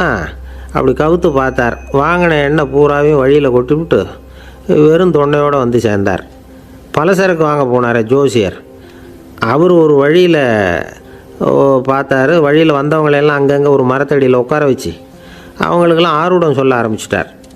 அப்படி ஒவ்வொருத்தராக சொல்லி முடிச்சுட்டு கடத்தருக்கு போய் சேர்ந்தார். இவர் அங்கே போய் சேர்றதுக்குள்ளே ரொம்ப நேரம் ஆகிட்டுது. கடையெல்லாம் பூட்டிவிட்டு போயிட்டாங்க. என்ன செய்கிறது? அவரும் வெறுங்கையோடு திரும்பி சேர்ந்தார். சரி, இவங்க கதை தான் இப்படி ஆச்சு. அங்கே சமைக்கிறதுக்காக உட்காந்துருந்தார் சங்கீத வித்வான். அவர் கதை என்னாச்சு தெரியுமா? அங்கே அவர் அடுப்பை பற்ற வச்சு ஒலையை கொதிக்க வச்சார். அதாவது ஒரு பானையில் தண்ணியை ஊற்றி அடுப்பில் வச்சார். அது கொதிக்க ஆரம்பிச்சிது. தண்ணி கொதிக்கிற சத்தம் இருக்குதுல்ல, அது இவருக்கு தாளம் போடுறது மாதிரி இருந்தது. ஒரே குஷி, பாட ஆரம்பிச்சிட்டார். பாடிக்கிட்டே உற்சாகமாக கையில் இருந்த கரண்டியால் அந்த பானையில் தட்டினார், தாளம் போடுறதா நினச்சிக்கிட்டு. அவ்வளவுதான், பானை பட்டுன்னு உடஞ்சி போச்சு. தலையில் கையை வச்சுக்கிட்டு அவரும் உட்காந்துட்டார். எந்த தொழில் தெரிஞ்சாலும் சரி, அதை புத்திசாலித்தனமாக பயன்படுத்த தெரியலன்னா ஆபத்து தான். அதுக்காக தான் இந்த கதை. ஒரு பஸ்ஸு டிரைவர் ரொம்ப கெட்டிக்காரர். பஸ்ஸை ரொம்ப திறமையாக ஆபத்து இல்லாமல் ஓட்டினதுக்காக பரிசுலாம் வாங்கினவர். அவரே ஒரு படகு ஓட்டுறதுக்காக அழைச்சிட்டு போயிருக்கிறாங்க, மோட்டார் படகு. அதையும் ரொம்ப திறமையாக தான் ஓட்டிகிட்டு போயிருக்கிறாரு. நடுக்கடலில் போனதும் படகு நின்று போச்சு. மோட்டாரில் ஏதோ கோளாறு. என்ன செய்யலாம் அப்படின்னு அந்த டிரைவரை கேட்டிருக்கிறாங்க படகுல இருந்தவங்கெல்லாம். அப்போ அவர் சொன்னாராம், கவலைப்படாதீங்க, ஒன்றும் பிரச்சனை இல்லை, எல்லோரும் கொஞ்சம் கீழே இறங்கி பின்னாடி தள்ளுங்க, மோட்டார் ஸ்டார்ட் ஆகிடும் அப்படின்னாராம். ஒரு ஊரில் ஒரு இளைஞன் இருந்தான். ஒரு நாள் அவன் ஒரு குருவை தேடிட்டு புறப்பட்டான். ஊரை விட்டு வெளியில் போனான். போகிற வழியில் ஒரு காடு. அந்த காட்டில் ஒரு மரத்தடியில் ஒரு பெரியவர் உட்காந்துருக்கிறார். அமைதியாக மௌனமாக அவர் அமர்ந்திருக்கிறார். இந்த பெரியவரை விசாரிக்கலாம், குருவை தேடி கண்டுபிடிக்கிறதுக்கு இவர் ஏதாவது ஒரு வழி சொல்லி கொடுப்பார் அப்படின்னு நினச்சிக்கிட்டு அவரை நெருங்கினான். ஐயா, எனக்கு ஒரு குரு தேவை, எங்கே கிடைப்பார்? அவரை எப்படி அடையாளம் கண்டுபிடிக்கிறது? அதை பற்றி ஏதாவது விவரம் சொன்னீங்கன்னா நான் கண்டுபிடிச்சிக்குவேன் அப்படின்றான். பெரியவர் நிமிர்ந்து பார்த்தார். தம்பி, அது ரொம்ப சுலபம். அவர் வயசானவராக இருப்பார், என்னை விட சுமார் 30 வயசு அதிகமாக இருக்கும். அவர் ஒரு மரத்தடியில் தான் உட்காந்துருப்பார் அப்படின்ட்டுருக்கான். சரிங்க பெரியவரே, அது என்ன மாதிரியான மரம், எப்படி இருக்கும் அப்படின்னு கேட்டிருக்கான். பெரியவர் அந்த விவரங்களையும் சொல்லியிருக்கிறாரு. அது மட்டும் இல்லை, சந்திக்கிற நாள், நேரம், வினாடி முதற்கொண்டு எல்லா விவரங்களையும் துல்லியமாக சொன்னாராம். இவ்வளவு விவரங்களை இவரால் எப்படி சொல்ல முடியுது அப்படின்னு இவனுக்கு ஆச்சரியம். இருந்தாலும் அந்த பெரியவர் கடைசியாக ஒரு விவரம் சொன்னார். அது என்ன தெரியுமா? எப்படியும் நீ அவரை சந்திக்கிறதுக்கு ஒரு 30 வருஷம் ஆகும் அப்படின்னு சொல்லிவிட்டாராம். ரொம்ப நன்றிங்க பெரியவரே அப்படின்னு சொல்லிவிட்டு அந்த இளைஞன் புறப்பட்டுருக்கான். இப்போ அவனுக்கு குரு பற்றின விவரம் எல்லாம் கிடச்சிட்டுது, சந்திக்கிற நேரமும் தெரிஞ்சுட்டுது. ஆனால் 30 வருஷம் அவரை தேடி அலைய வேண்டியிருக்குமே. அவன் தேட ஆரம்பித்தான். காடு மலை எல்லாம் சுற்றி அலைஞ்சான். பல வருஷங்கள் தேடினான், அழுத்து போயிட்டான். கடைசியில் அவனுக்கும் வயசாகிட்டுது. கடைசியில் தன்னுடைய சொந்த ஊருக்கே திரும்பி போய்கிட்டு இருந்தான். அங்கே ஒரு மரத்தடியில் அவன் தேடிக்கிட்டு இருந்த குருநாதர் கிடைச்சார். யார் அவருன்னா, 30 வருஷத்துக்கு முன்னாடி வழி சொல்லி கொடுத்தாருல அதே பெரியவர். அவருக்கு இப்போ 30 வயசு அதிகமாக இருந்தது. அதே மரம். அன்னைக்கு பெரியவர் சொன்ன அடையாளம் இப்போ பொருத்தமாக இருந்தது. இப்போ அந்த பெரியவர் சொன்னார், சரியாக வந்து சேர்ந்துட்ட, வா, உனக்காக தான் நான் இவ்வளவு காலமும் காத்துக்கிட்டு இருந்தேன் அப்படின்னாராம். என்ன சொல்கிறீங்கன்றிருக்கான். 30 வருஷத்துக்கு முன்னாடி என்கிட்ட வந்தியே, அப்போவே என் காலம் வந்து முடிஞ்சு போயிருந்தது. அப்போவே என்ன உனக்கு அடையாளம் தெரியல, அதனால் இவ்வளவு காலம் உனக்காக காத்துட்ருக்கும்படி ஆயிட்டுது அப்படின்னாராம். ஐயா, அப்போவே நீங்கள் சொல்லியிருக்கலாமே, இதுதான் 30 வருஷம் கழித்து நீ சந்திக்க போகிற இடம், நான் தான் உன்னுடைய குரு அப்படின்னு சொல்லியிருக்கலாமே அப்படின்ட்டுருக்கான். அந்த பெரியவர் சிரிச்சுக்கிட்டே இதுக்கு பதில் சொன்னாராம். நான் எவ்வளவோ விவரமாக தான் சொன்னேன், நீ சரியாக புரிஞ்சிக்கல. காரணம், அப்போது நீ போதுமான அளவுக்கு பக்குவம் பெற்றிருக்கவில்லை, அதனால் புரியும் சக்தி இல்லாமல் போயிட்டுதப்போ 30 ஆண்டு காலம் நீ அலைஞ்சி தெரிஞ்சிருக்கிற. அது காரணமாக இப்போ உனக்கு அந்த பக்குவம் வந்துட்டுது, அதனால தான் அடையாளம் காண முடிஞ்சுது, நானே உன்னுடைய குரு அப்படின்னாராம். இதிலேருந்து என்ன தெரியுதுன்னா, ஆன்மீகத்தில் மாணவனாக சேர்றதுக்கு கூட ஒரு பக்குவத்தன்மை தேவைப்படுது. ஒரு பெரிய ஞானி, அவர்கிட்ட சீடனாக இருக்க ஒருத்தன் வந்தான், எதிரில் நின்னான். ஞானி அவனை வெகு நேரம் உற்று பார்த்தார். அப்புறம் சொன்னார், சீடனாக இருக்கிறது ரொம்ப சிரமம்னார்.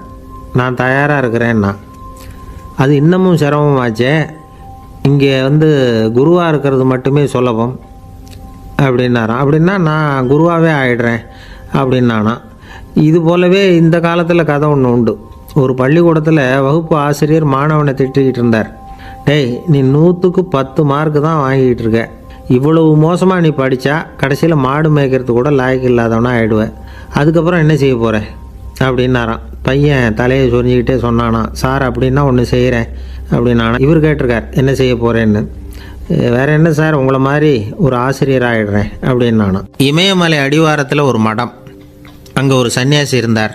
அவர்கிட்ட ஒருத்தர் வந்தார். சுவாமி, ஆசையை உதற நினைக்கிறேன், முடியல, ஒட்டிக்கிட்டே வருது அப்படின்னாராம். இப்படி உட்கார, ஒரு கதை சொல்கிறேன் அப்படின்னு சொல்லி அவர் சொல்ல ஆரம்பித்தாராம். அவர் சொன்ன கதை என்னென்னா, ஒரு ஊரில் ஒரு ஆள் இருந்தான். அவன் பேர் குப்புசாமி. அவன்கிட்ட எப்பவும் ஒரு பழைய தொப்பி இருக்கும், விடவே மாட்டான். அதனால் அவனை எல்லோரும் தொப்பி சாமி அப்படின்னு தான் கூப்பிடுறது வழக்கம். ஒரு புது தொப்பி வாங்கிக்கப்படாதாப்பா அப்படின்னு நண்பர்கள்லாம் சொல்லி பார்த்தாங்க. பணத்துக்கு எங்கே போவேன் அப்படின்னு விட்டானா. பணம் வச்சுருக்கான், செலவு பண்ண மனசு வரல, மகா கஞ்சன். பழைய பாட்டில்கள்லாம் வாங்கி விற்றுக்கிட்டு இருந்தான். அப்படி ஒரு தடவை பழைய கண்ணாடி சாமான்களை ஏலத்தில் எடுத்தப்போ அதில் ஒரு அருமையான சென்ட்டு பாட்டில் கிடச்சிது. உடனே ஒரு ஐடியா பண்ணான். அந்த சென்ட்டை வந்து சின்ன சின்ன பாட்டில்களில் அடைச்சி ஜன்னல் ஓரமாக அடுக்கி வச்சுட்டான். அதை விற்றா நிறைய பணம் கிடைக்குமே, அதனால். இதுக்கு இடையில் ஒரு நாள் அவன் வந்து அப்படியே உட்காந்துருந்தான். அந்த நேரம் நண்பன் வந்தான். ஏண்டா, உன் பழைய தொப்பியை மாற்றப்படாதா, ஊரில் எல்லோரும் கேலி பேசுகிறாங்களே ஒன்று தொப்பி சாமின்னு அப்படின்னு சொல்லி கேட்டிருக்கான். இந்த சென்ட்டு பாட்டில் விற்றதும் பணம் வரும், அதுக்கப்புறம் பார்க்கலாம் அப்படின்னு நானா. இவன் சரி வா, நீச்சல் குளத்துக்கு போயிட்டு வருவோம் அப்படின்னு கூப்பிட்ருக்கான் நண்பன். 2 பேரும் போனாங்க. அதே நேரம் அந்த ஊர் நீதிபதியும் அங்கே குளிக்க வந்தாராம். அவர்கிட்ட இருந்தது விலை வசந்த ஒரு புது தொப்பி. அதை அங்கே இருந்த ஸ்டாண்டில் மாட்டிவிட்டு குளிக்க போனார். இதுக்கிடையில் குப்புசாமி குளிச்சுட்டு வந்தான். அவனுடைய பழைய தொப்பியை காணலை. அந்த புது தொப்பியை பார்த்தா இது நண்பனுடைய வேலை தான் அப்படிங்கிறதாக புரிஞ்சுக்கிட்டு அதை எடுத்து மாட்டிகிட்டு வந்துட்டான். நீதிபதி குளிச்சுட்டு வந்து பார்க்குறாரு, தொப்பியை காணும். போலீஸில் புகார் கொடுத்தார். அவங்க வந்து தேடினாங்க. ஒரு மூலையில் பழைய தொப்பி கிடச்சிது. அடடா, இது நம்ம குப்புசாமியோட தொப்பி இல்லையா அப்படின்னு நானா ஒருத்தன். உடனே அவன் வீட்டுக்கு தேடிட்டு போயிருக்காங்க. அங்கே போய் பார்த்தா புது தொப்பி அங்கே இருக்குது. உடனே அவனுக்கு 1000 ரூபா அபராதம் போட்டாங்களாம். அவன் பணத்தை கட்டிவிட்டு ரொம்ப எரிச்சலோடு வீட்டுக்கு வந்தான். பழைய தொப்பி கண்ணில் பட்டுது. மறுபடியும், உன்னால் தானே எனக்கு 1000 ரூபா நஷ்டம் அப்படின்னு சொல்லி அதை எடுத்துக்கிட்டு அப்படி போயிருக்கான். அந்த ஊர் குளத்தில் வீசி எரிஞ்சிட்டு வந்துட்டான். அது மீன் பிடிக்கிற ஒருத்தன் கையில் சிக்கிச்சு. அவன் வர்ற வழியில் அதை எடுத்து வேகமாக வீசி எறிஞ்சான். அது நேராக குப்புசாமி வீட்டு ஜன்னல் வழியாக உள்ளே வந்து இந்த சென்ட்டு பாட்டில்கள் மேலே விழுந்து எல்லாம் உடஞ்சி நொறுங்கி போச்சு. குப்புசாமி பார்த்தான். தோட்டத்தில் ஆழமாக ஒரு குழியை வெட்டினான். அந்த தொப்பியை போட்டான், மூடிவிட்டான். இதை அடுத்த வீட்டுக்காரன் பார்த்தான். ஏதோ புதையல் தான் வச்சுருக்கான் போல இருக்குன்னு நினச்சான். போலீஸில் போய் புகார் கொடுத்துட்டான். மறுபடியும் போலீஸ் குழியை தோண்டினாங்க. பழைய தொப்பி மறுபடியும் வெளியில் வந்தது. எல்லோரும் சிரிக்கிறாங்க. அன்னைக்கு ராத்திரியே அந்த தொப்பியை எடுத்துக்கிட்டு நேராக புறப்பட்டான். ஒரு கல்லில் அதை சேர்த்து கட்டி குடிநீர் தொட்டி இருக்கும்ல, அதில் போட்டுட்டு வந்துட்டான். இனிமேல் என்ன பண்ணும் பார்ப்போன்னு. ஒரு நாள் திடீர்னு குழாயெல்லாம் அடைப்பட்டு போச்சு. மாநகராட்சி அலுவலர்கள் வந்து என்னன்னு பார்த்தா அந்த பழைய தொப்பி குழாயை அடைச்சிக்கிட்டு இருக்குது. இது குப்புசாமியோட தொப்பிங்கிறது தான் எல்லாருக்கும் தெரியுமே. உடனே குடிநீரை வந்து பாழாக்கணத்துக்காக குப்புசாமிக்கு கோர்ட்டு 2500 ரூபா அபராதம் போட்டுவிட்டுது. அதையும் கட்டிவிட்டு வெளில வந்தான். கடைசியாக முடிவு பண்ணான். ஒரு நெருப்பு குச்சியை கிழிச்சான். தொப்பியை கொளுத்தினான். எரிஞ்சுது. எடுத்து வெளில எரிஞ்சான். கொஞ்ச நேரத்தில் தீ அணைப்பு படம் வந்துட்டுது. ஆமாம், இவன் எடுத்து எரிஞ்சது வெளியில் விழுந்து வீட்டு கூரையே பற்றிக்கிட்டு எரிய ஆரம்பிச்சுட்டுது. அவனோட பணத்தாசையும் அதோடு சேர்ந்து எரிஞ்சு போச்சான். இப்படி ஒரு கதை. இந்த கதையை சொல்லி முடித்தார் அந்த இமயமலை அடிவாரத்தில் இருந்த சன்னியாசி. இப்போ அந்த குப்புசாமி எங்கே இருக்கிறான்னு கேட்டார் எதிரில் இருந்தவர். இதோ உன் எதிரிலே இருக்கிறான், நான் தான் அந்த குப்புசாமி அப்படின்னாரான் அந்த சன்னியாசி.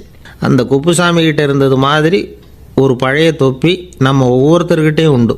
அதை எப்படி தொலைக்கிறதுன்னு தெரியாமல் தடுமாறிக்கிட்டு இருக்கிறோம். அது என்ன தொப்பிங்கிறீங்களா? அதுதான் நம்மை சூழ்ந்திருக்கிற மாயை அப்படிங்கிறார் சுவாமி சின்மயானந்தர். மெய்ஞானம் கிடைக்கிறப்போ மாயை எரிஞ்சு போகும் அப்படிங்கிறது அவருடைய கருத்து. நம்மால் ஒருத்தர் வேகமாக ஓடி வந்தார். காலில் மாட்டியிருந்த பழைய செருப்பு ரெண்டையும் ஆவேசமாக தூக்கி ஒரு கிணத்துல போட்டுட்டு வெறுங்காலோடு நடந்து வந்துக்கிட்டு இருக்கிறார்.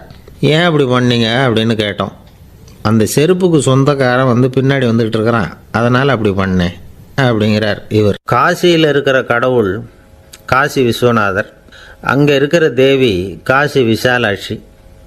இவங்க ரெண்டு பேரும் ஒரு நாள் பேசிக்கிட்டு இருந்தப்போ கடவுள் சொன்னார், இந்த மனிதர்களை நாம் ரொம்பவும் நம்பிக்கையோடு தான் படைச்சிருக்கிறோம். இருந்தாலும் அவங்களுக்கு தான் நம்பிக்கை இல்லை, எதுலேயும் ஒரு உண்மையான நம்பிக்கை இல்லாமல் வாழ்ந்துக்கிட்டு இருக்கிறாங்க அப்படின்னார். என்ன அப்படி சொல்கிறீங்க? அதோ பாருங்கள், எவ்வளவு பேர் காசியை தேடிட்டு கங்கையில் குளிச்சுக்கிட்டு இருக்கிறாங்க. அவங்களெலாம் நம்பிக்கை இல்லைன்னா இவ்வளவு தூரம் தேடிட்டு இங்கே குளிப்பாங்களா அப்படின்னு நாங்கள் தேவி. சரி, அதை சோதித்து பார்க்கலாம் அப்படின்னு ரெண்டு பேரும் முடிவு பண்ணிக்கிட்டாங்க. உடனே ஒரு திட்டம் போட்டாங்க. அது எப்படின்னா, நாம் ரெண்டு பேருமே பக்தர்கள் மாதிரி உருவத்தை மாற்றிக்கிட்டு கங்கை கரைக்கு போக வேண்டியது. நான் கங்கையில் இறங்கி குளிக்கிறேன். கொஞ்ச நேரத்தில் சுழலில் மாட்டிக்கிட்டது மாதிரி நடிக்கிறேன். நீ உடனே கரையிலிருந்து சத்தம் போடும், என்னோடய வீட்டுக்காரரை யாராவது காப்பாற்றுங்களேன்னு சத்தம் போடும். அதோடு இன்னொன்று சொல்லு, யாராவது ஒரு புண்ணிய ஆத்மா அவர்கிட்ட போய் அவருடைய முடியை பிடிச்சி இழுக்கணும். அப்படி ஒரு சாபம் இருக்குது எங்களுக்கு. புண்ணிய ஆத்மா, அதாவது எந்த பாவமும் செய்யாத இல்லாத ஒருத்தர் தான் அவரை காப்பாற்ற முடியும். அப்படிப்பட்டவங்க யாராவது வெள்ளத்தில் குதித்து என்னுடைய கணவரை காப்பாற்றுங்கோ அப்படின்னு நீ சத்தம் போடு, கூச்சல் போடு, என்ன நடக்குதுன்னு பார்க்கலாம் அப்படின்னார் கடவுள். சரின்னு சொல்லி ரெண்டு பேருமா சாதாரண பக்தர்கள் மாதிரி கங்கை கரைக்கு சேர்ந்தாங்க. அவர் இறங்கி குளித்தார். திட்டம் போட்டது மாதிரியே சுழலில் மாட்டிக்கிட்டது மாதிரி கத்துனார். கரையில் இருந்த அந்த அம்மா, ஐயோ என் கணவரை காப்பாற்றுங்களேன், யாராவது காப்பாற்றுங்களேன்னு கத்துனாங்க. பல பேர் ஓடி வந்தாங்க. உடனே இவங்க, பாவம் இல்லாத புண்ணிய ஆத்மா ஒருத்தரால் தான் என்னுடைய கணவர் காப்பாற்றப்படணுங்கிறது விதி, அப்படி ஒரு சாபம் இருக்குது, அதனால் புண்ணிய ஆத்மா யாராவது அவர்கிட்ட போய் அவர் முடியை பிடிச்சி தூக்குனா அவரை காப்பாற்றி கொள்ளலாம் அப்படின்னாங்க. இவங்க இப்படி சொன்னதும் எல்லாரும் திகைச்சு போய் நின்றுட்டாங்க. ஒவ்வொருத்தருக்கும் அவங்க செஞ்ச பாவம்லாம் ஒவ்வொன்றா ஞாபகத்துக்கு வர ஆரம்பிச்சுட்டுது. சரி, இதுக்கு நாம் லாயக்கு இல்லை அப்படின்னு சொல்லி ஒதுங்கி போக ஆரம்பிச்சிட்டாங்க எல்லாம். இந்த சமயத்தில் யாரோ ஒருத்தர் வேகமாக ஓடி வந்தார். ஆற்றுல குதிச்சார். அவர்கிட்ட போனார், முடியை பிடிச்சார், தூக்கினார், அவரை காப்பாற்றி கரைக்கு கொண்டுட்டு வந்துட்டார். அப்படி காப்பாற்றின அந்த ஆளை இவங்க ரெண்டு பேரும் தனியாக கூப்பிட்டுக்கிட்டு ஒரு மண்டபத்துக்கு வந்துட்டாங்க. விசாரிக்கிறாங்க. நீ யாரப்பா அப்படின்னு கேட்குறாங்க. ஏதும் தெரியாத மாதிரி. நான் இந்த ஊர் அன்ன சத்திரத்தில் வேலை செய்கிற ஒரு சமையல்காரன் அப்படிங்கிறார். நீ கங்கையில் குளிக்கிறது உண்டான்னு கேட்டிருக்காங்க. நான் இந்த ஊர்லேயே தான் இருக்கிறேன், இருந்தாலும் தினமும் கங்கையில் குளிக்கிறது இல்லை, எப்போவாவது ஒரு நாள் அங்கே குளிப்பேன் அப்படின்னார். கங்கையில் மூழ்கி எழுந்திரிச்சா பாவம்லாம் தொலையும்னு சொல்கிறாங்க. அப்படி இருக்கிறப்போ அங்கே இன்றைக்கி கங்கையில் குளிச்சுக்கிட்டு இருக்கிறவங்கெல்லாம் தங்களை புண்ணிய ஆத்மாவா நினைக்கல. கங்கையில் குளிக்காத நீ உன்னை புண்ணிய ஆத்மாவா நினச்சி என்னை காப்பாற்ற வந்திருக்கிற, அது எப்படி அப்படின்னு கேட்டார். அதுக்கு அந்த ஆள் சொல்கிறான், கங்கையில் குதித்ததுக்கு அப்புறம் தானே உங்களை காப்பாற்ற போகிறோம். அப்படி குதிக்கும் பொழுது என்னுடைய பாவம்லாம் போயிருக்கும்ல, நான் புண்ணிய ஆத்மாவாக ஆயிருப்பேனே, அதனால தான் துணிஞ்சு உங்களை காப்பாற்றினேன் அப்படின்னா. கடவுளும் தேவியும் அவனுக்கு காட்சி கொடுத்தாங்களாம். இப்படி ஒரு கதை உண்டு. அதாவது கங்கையில் குளிச்சுக்கிட்டு இருக்கிறவங்களுக்கே தங்களுடைய பாவம் போகுங்கிற நம்பிக்கை பரிபூர்ணமாக இல்லை. குளிக்காத ஒருத்தனுக்கு அந்த நம்பிக்கை இருந்தது. அதனால் அவனால் கடவுளை பார்க்க முடிஞ்சது. கடவுளை நாமளும் பார்க்க முடியுமா முடியாதா அப்படிங்கிற குழப்பம்லாம் நமக்கு வேண்டியதில்லை. நம்பிக்கையோடு வாழணுங்கிற உண்மையை மட்டும் இந்த கதையிலேருந்து புரிஞ்சுக்கிட்டா போதும். ஏன்னா இந்த கதையை கேட்டுட்டு ஒரு நண்பன் குதர்க்கமாக ஒரு கேள்வி கேட்டான். ஏன் சார், கங்கையில் குளித்தா பாவம் போயிடும்னு சொல்கிறீங்களே, நான் எனக்கு வேண்டாத ஒருத்தனை அழைச்சிட்டு போய் கங்கையிலேயே தள்ளி விட்டுட்டு அதுக்கப்புறம் அங்கேயே முழுக்க போட்டுட்டு நான் செஞ்ச பாவத்தை அதுலேயே கழுவி விட்டுட்டு மறுபடியும் உங்ககிட்ட வந்துடுறேன்னு வச்சுக்கோங்க, நீங்கள் என்னை புண்ணிய ஆத்மான்னு ஏற்றுக்குவீங்களா அப்படிங்கிறான்.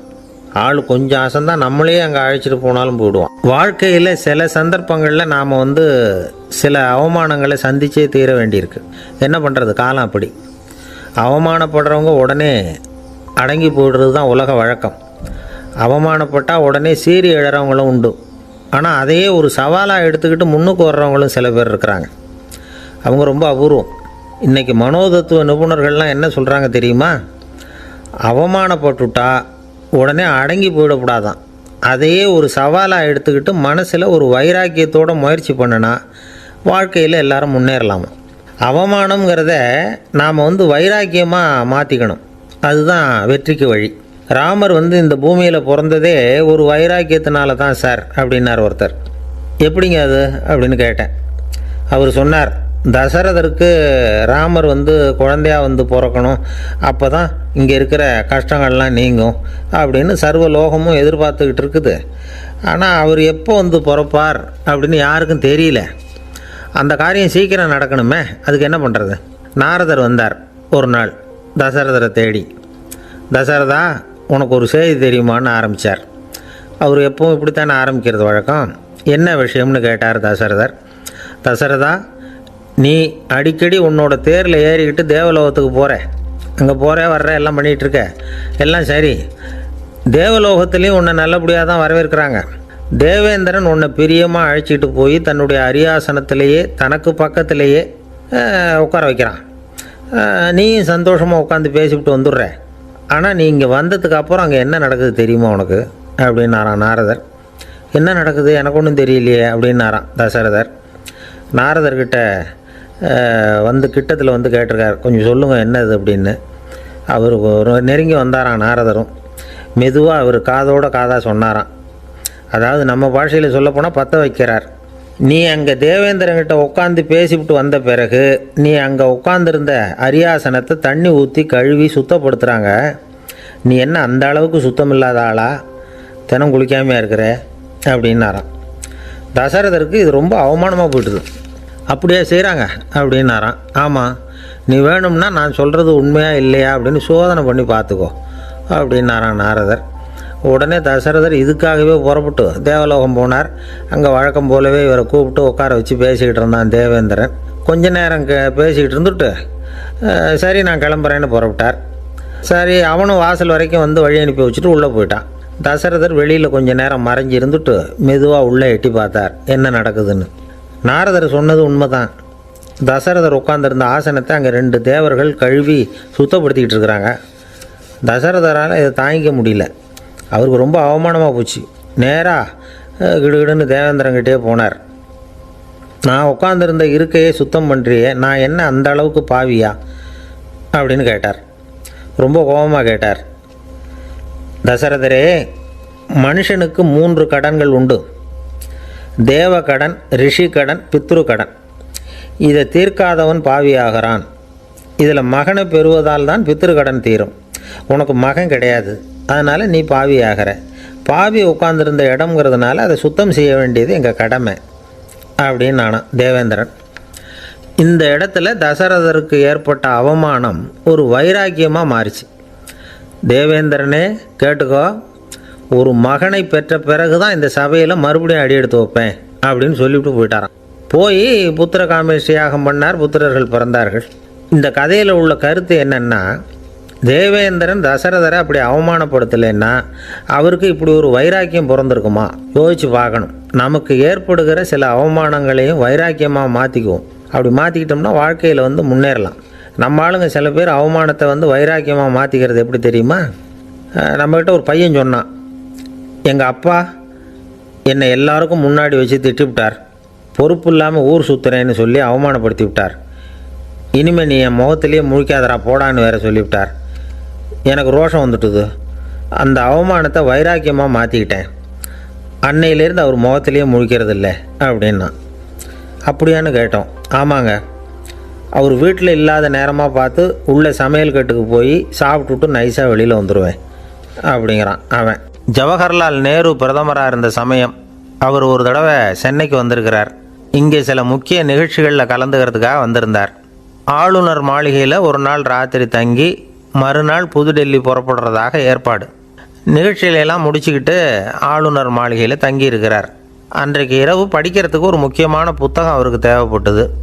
அந்த சமயத்தில் உலக அளவில் ஒரு முக்கியமான பொருளாதாரம் சம்பந்தமான ஒரு புத்தகம் வெளியாகி இருக்கிற விஷயம் அவருக்கு தெரியும். அந்த புத்தகம் மெட்ராஸுக்கு வந்திருக்குமா, அது இங்கே கிடைக்குமா அப்படின்னு விசாரிச்சிருக்கிறார் நேருஜி. அவர் இப்படி கேட்ட உடனே அங்கே இருந்தவங்கெல்லாம் ரொம்ப பரபரப்பாக செயல்பட ஆரம்பிச்சிட்டாங்க. முக்கியமான இடங்கள்ல எல்லாம் விசாரிச்சிருக்கிறாங்க அந்த புத்தகம் உங்கள்கிட்ட இருக்கான்னு. சென்னையில் உள்ள கன்னிமாரா நூல் நிலையத்துக்கு எப்படியும் அந்த புத்தகம் வந்திருக்கணும் அப்படின்னு ஒரு நம்பிக்கை. அங்கே விசாரித்தாங்க. அந்த புத்தகம் 2 நாளைக்கு முன்னாடி தான் அங்கே வந்திருக்குது அப்படிங்கிற விஷயம் தெரிஞ்சுது. உடனே எல்லோரும் அங்கே ஓடினாங்க. அவங்களுக்கு இன்னொரு சந்தேகம். புத்தகம் வந்திருக்கு சரி, அது இந்த சமயத்தில் வேறு யாரும் படிக்கிறதுக்கு எடுத்துகிட்டு போயிருக்கக்கூடாதே அப்படிங்கிற சந்தேகம் இருந்தாலும் மனசுக்குள்ளே ஒரு தைரியம். இப்படி ஒரு புத்தகம் வெளிவந்திருக்கிற விஷயமே நேருஜி சொல்லி தான் நமக்கே தெரியும். அதுவும் இல்லாமல் உலக பொருளாதாரம் சம்பந்தமான ஏதோ ஒரு புத்தகம் அது. அதை போய் இந்த நேரத்தில் அவ்வளவு ஆர்வமாக யார் எடுத்துகிட்டு போயிட போகிறாங்க அப்படிங்கிற தைரியம். இந்த தைரியத்தோடு அந்த நூல் நிலையத்துக்கு ஓடினாங்க. புத்தகத்தை தேடினா அது கிடைக்கல. யாரோ எடுத்துகிட்டு போயிருக்கிறாங்க. நேருவுக்கு மட்டுமே தெரிஞ்சிருந்த அந்த புத்தகம் பற்றின விஷயம் சென்னையில் வேற ஒருத்தருக்கும் தெரிஞ்சிருக்குது. உடனே எல்லாரும் பரபரப்பாக அதுக்குன்னு இருக்கிற ரிஜிஸ்டர் இருக்குல்ல, பதிவேடு, அதை புரட்டி பார்க்குறாங்க யார் எடுத்துகிட்டு போகிறாங்கன்னு தெரிஞ்சுக்கிறதுக்காக. எடுத்துகிட்டு போனவங்க அதில் கையெழுத்து போட்டிருப்பாங்கல்ல, அதை பார்த்து யாருன்னு தெரிஞ்சுக்கலாம் அப்படிங்கிறதுக்காக தான் அதை புரட்டுறாங்க. அதோ அந்த புத்தகத்தோட பேர் பக்கத்தில் அதை எடுத்துக்கிட்டு போனவங்க கையெழுத்து உத்து பார்க்குறாங்க எல்லாரும்.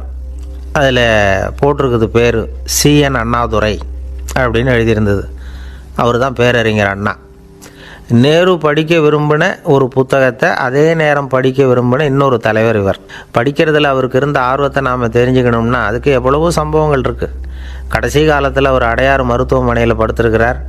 அவருக்கு ஒரு முக்கியமான அறுவை சிகிச்சை செய்ய வேண்டியிருக்குது அவசரமாக. அமெரிக்காவிலேருந்து டாக்டர் மில்லர் வந்திருக்கிறார். அவர்கிட்ட கேட்குறார், டாக்டர் நாளைக்கே அறுவை சிகிச்சை செய்ய போகிறீங்களா அப்படின்னு. ஆமாங்கிறார் டாக்டர் மில்லர். நாளைக்கு மறுநாள் செஞ்சுக்கிறேனே அப்படின்னாரான் அண்ணா.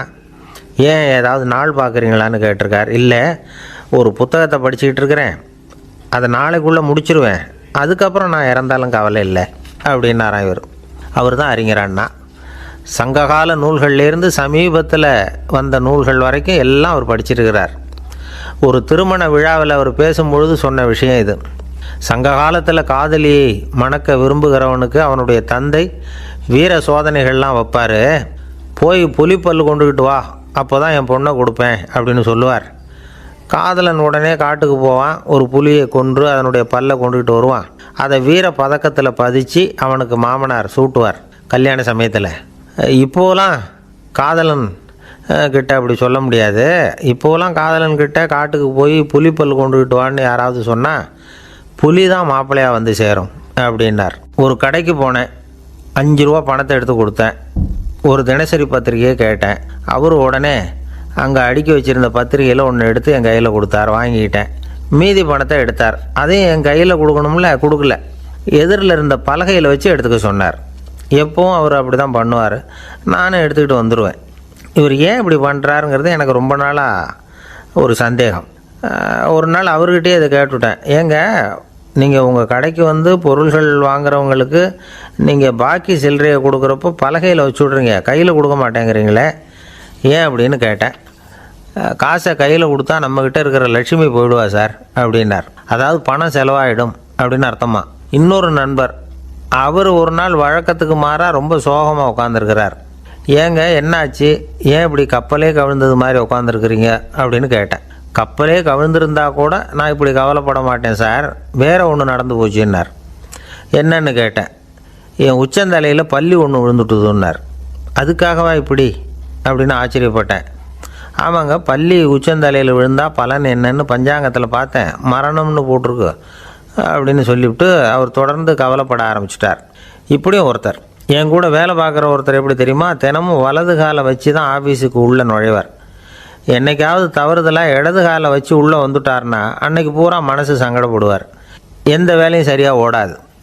கேரம் போர்டு ஆடுற ஒருத்தர் எப்போ ஆட உட்காந்தாலும் ஸ்ட்ரைக்கரை கை தவறி கீழே விழுற மாதிரி பண்ணி அதுக்கப்புறம் அதை எடுத்துக்கிட்டு ஆட உட்காருவார். ஏன்னா எப்போது ஒரு தடவை நிஜமாகவே அது கை தவறி கீழே விழுந்திருக்குது. அன்னைக்கு பிரமாதமாக ஜெயிச்சுட்டார். உடனே ஒரு முடிவுக்கு வந்துட்டார், கை தவறுனா லாபம் அப்படின்னு. அதுக்கப்புறம் அதையே பழக்கமாக்கிக்கிட்டார். பூனை குறுக்க போனால் சகுனம் சரியில்லைன்னு நினைக்கிறவங்க உண்டு. ஆனால் ஒருத்தர் எப்படி தெரியுமா, அவர் வெளியில் கிளம்புற சமயம் பக்கத்து வீட்டு ரேடியோவில் மியாவ் மியாவ் பூனை குட்டின்னு பாட்டு சத்தம் கேட்டால் கூட போதும், சகனம் சரியில்லைன்னு பிரயாணத்தை கேன்சல் பண்ணிவிடுவார். இப்போ இவ்வளவும் எதுக்கு சொல்கிறோம்னா, அளவுக்கு மீறின சகுன நம்பிக்கைகள் இருக்குது பாருங்கள், இதோட பயமும் சேர்ந்துக்கிட்டதுன்னு வச்சுக்கோங்க, இது ஒருத்தருடைய மனநிலையை பாதிச்சிடும். இது உளவியல் நிபுணர்கள் சொல்கிற கருத்து. வாழ்க்கையே தடுமாற வச்சிரும். பாதுகாப்பு இல்லாத உணர்வு, ஒரு விதமான டிப்ரெஷன் மனநிலை, இதெல்லாம் தான் இதுக்கு காரணமாக அமையலாம். சில பேர் காய்கறி நறுக்க கத்தியை கையில் எடுத்தால் கூட நேரம் சரியாக இருக்கா அப்படின்னு பார்த்துட்டு தான் வேலையை ஆரம்பிக்கிறது வழக்கம். அறிவு தான் மனசுக்கு வாத்தியாராக இருக்கணும், அப்போ தான் வாழ்க்கை நிம்மதியாக இருக்கும். அறிவு மனசு சொல்கிறபடியெல்லாம் கேட்க ஆரம்பிச்சுட்டுதுன்னா இடைஞ்சல் தான். ஒருத்தருக்கு 7ஆம் நம்பர் தான் ராசியான நம்பரான். 7ஆம் தேதி தான் எந்த காரியத்தையும் ஆரம்பிப்பாராம். 7 எழுத்து வர்றது மாதிரி பேரை மாற்றி வச்சுக்கிட்டார். 7 மணிக்கு தான் தினமும் எழுந்திருப்பார். 7ஆம் நம்பர் வீட்டில் தான் குடியிருக்கார். கல்யாணம் கூட 7ஆம் தேதி தான் பண்ணிக்கிட்டார். அவர் ஒரு நாள் குதிரை பந்தயத்துக்கு போனாராம். குதிரையோட பேரையெல்லாம் பார்த்தார். ஒரு குதிரையோட பேர் 7 எழுத்தில் அமைஞ்சிருந்தது. 7 தானே இவருக்கு அதிர்ஷ்ட நம்பர். அதனால் உடனே அது பேரில் பணத்தை கட்டினார். பந்தயம்